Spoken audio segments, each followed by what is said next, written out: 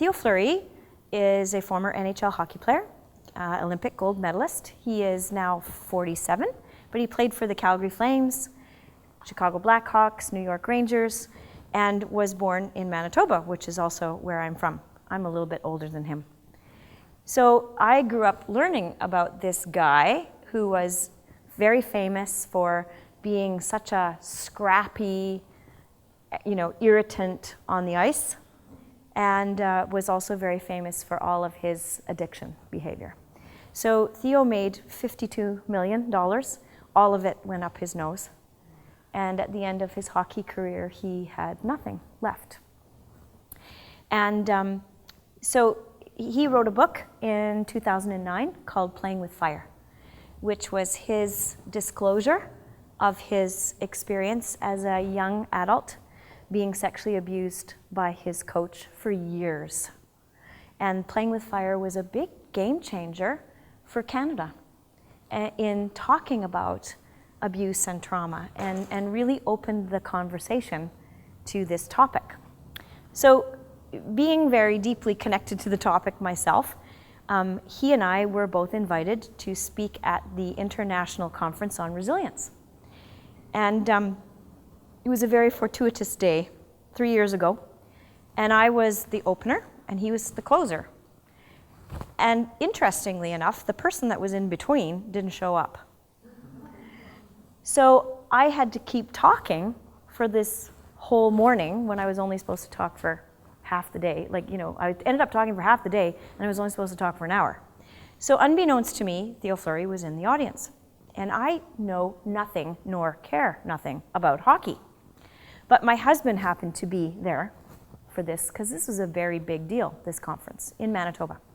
So at the end of my lecture, which was all about trauma and early developmental experiences, and I showed a video of a baby and a mom gleaming and beaming in a secure way.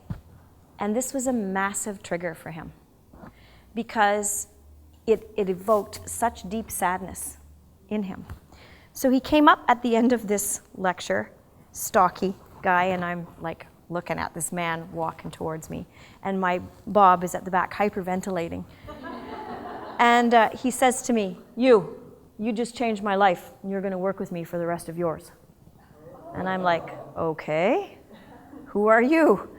And that probably will be true, that I will work with him for the rest of my life, as in, he is my collaborative partner in teaching. So why I wanted to tell this story, that's the background on Theo, is he was diagnosed very early on with attention deficit disorder. And his teacher used to think he had tsetse fly brain because he couldn't sit still, couldn't keep his body still. There's lots of behavior that we would label as ADD. So the very first time I went to interview him in Calgary, he couldn't have a conversation in a chair. He would pace, he would, self-soothe in a wide variety of ways. He would go have 3 puffs of a cigarette and be back, and I didn't even know something had happened. He was very, very incapable of stillness. So one time we were having a TV interview in a lobby of a hotel, and he had his back to the door. And I was facing the door, and the camera was over here. So every person that walked through that door that was irritated, I could see them, right? Agitated, intensely preoccupied, he'd orient to them. And every person that walked through that door that was calm, relaxed, contained, he didn't notice. And this went on for an hour. And at the end of that observation, I said, that's not attention deficit disorder. That's intuitively gifted.